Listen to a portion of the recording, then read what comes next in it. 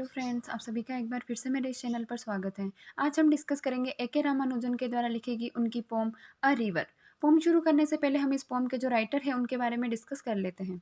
About the poet, A.K. Ramanujan was born on March 16, 1929 in Mysore and demises on July 13, 1993 in Chicago. A.K. Ramanujan का जन्म 16 मार्च 1929 को मैसूर में हुआ व उनकी मृत्यु 13 जुलाई 1993 को शिकागो में हुई। ही इज़ अ बिलिंगुअल पोइट, वह एक द्विभाषी पोइट है। ही rights both in Kannada and English, वह कन्नड़ और इंग्लिश दोनों भाषाओं में अपने वर्क लिखते थे। He has done translation work from Kannada and Tamil into English, उन्होंने ट्रांसलेशन का कार्य भी किया, कन्नड़ और तमिल को इंग्लिश में ट्रांसलेट किया।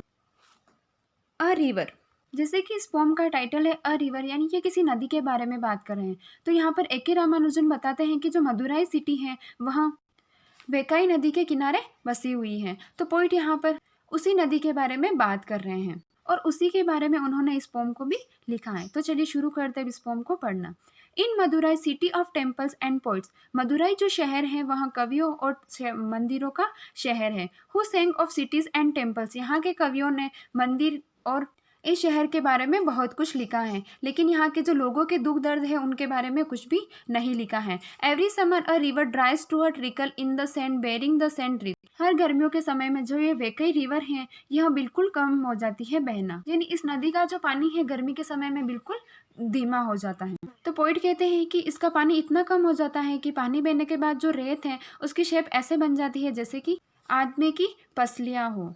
इसका पानी बिल्कुल कम हो जाता है और इसका जो रेत है उसका शेप हड्डियों के ढांचे की तरह लगता है। Straw and woman hair clogging the water gates at the rusty bars, और नदी का पानी दूसरी साइड निकालने के लिए जो वाटर गेट्स लगे होते हैं उनमें भी स्ट्रो यानी घास फूस और वुमन के जो हेयर है वह फंस जाते हैं, जिससे कि उसको पानी को निकलने में भी रुकावट हो गई है। क्योंकि जब पानी का बहाव तेज होता है तो ये जो घास फूस है और अननेसेसरी जो भी चीज़ें होती है वहाँ पानी के बहाव के साथ बाहर निकल जाती है। लेकिन गर्मी का समय आ गया है और यहाँ पर पानी भी बिल्कुल कम हो गया है, इस वजह से यह सूखी घास फूस है और वुमेन्स के जो हेयर हैं वो उस वाटर गेट्स में फंस गए हैं और अब वो बाहर भी नहीं निकल पा रहे हैं।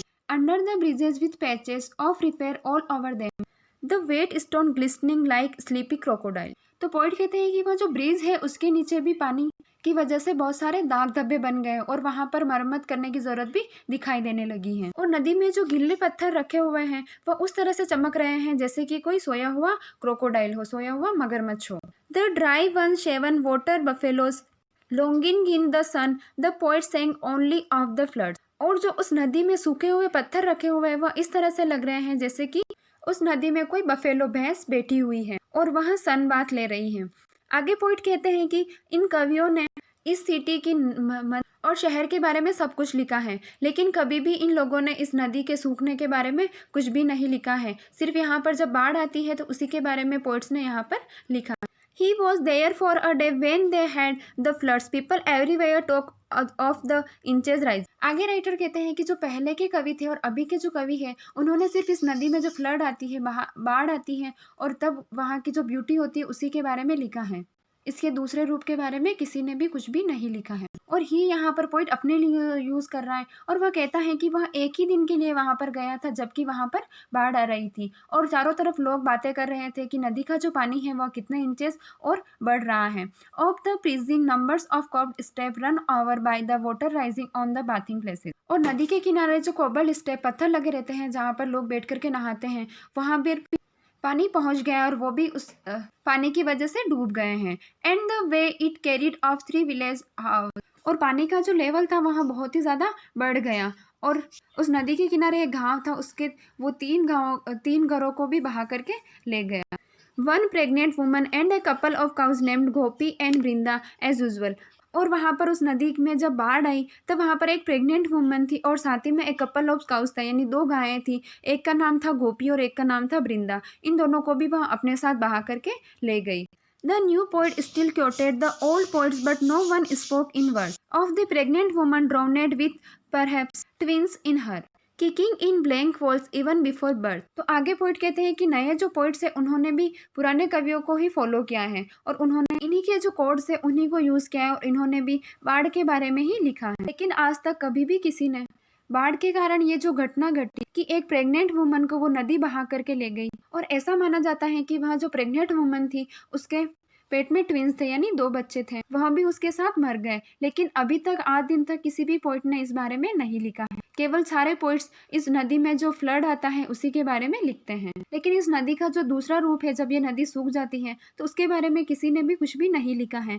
और ये जब फ्लड आता है तब इसकी वजह से लोगों को जो नुकसान होता है उसके बारे में भी कभी भी किसी पोइट ने नहीं लिखा है। He said the river has water enough to be poetic about only once a year and then it carries away in the first half hour 3 village houses। तो यहाँ पर पोइट कहते हैं कि जो ये नदी का रूप है जिसके ऊपर सारे पोइट्स पोम लिखते हैं कि इसमें फ्लड आता है, वह तो सिर्फ कुछ ही दिन के लिए आता है और साल में सिर्फ एक ही बार आता है। तो जो सारे पोइट्स है उन्हीं के ऊपर पोम लिखते हैं। लेकिन जब ये आया तो सिर्फ इसने आधे घंटे में ही गांव के 3 गांव, a couple of cows named Gopi and Brinda and one pregnant woman expecting identical twins with no moles of their bodies with different colored diapers to tell them apart। और ऐसा एक्सपेक्टेशन किया जा रहा है कि जो प्रेग्नेंट वुमन है उसके गर्भ में ट्विंस है, 2 बच्चे हैं। और साथ ही जो ये पानी आया है इसका लेवल आधे घंटे में ही इतना ज़्यादा बढ़ गया है कि ये अपने साथ एक प्रेग्नेंट वुमन और 2 गायें गोपी और वृंदा को भी बहा करके ले गया है। लेकिन इसके बारे में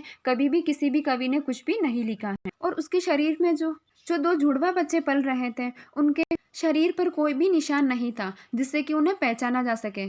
तो यहाँ पर राइटर यही कहना चाह रहे थे कि वह जो दोनों बच्चे उसके पेट में थे वह दोनों अलग अलग जेंडर थे, यानी उनका ऐसा मानना था कि एक उसमें से लड़का था और एक लड़की थी। लेकिन अब वहाँ नदी जो है उसे बहा करके ले गई है उस प्रेग्नेंट वुमन को और अब उनकी पहचान नहीं की जा सकती है। तो इस तरह से हमारी ये पोम यहाँ पर ख़त्म होती है।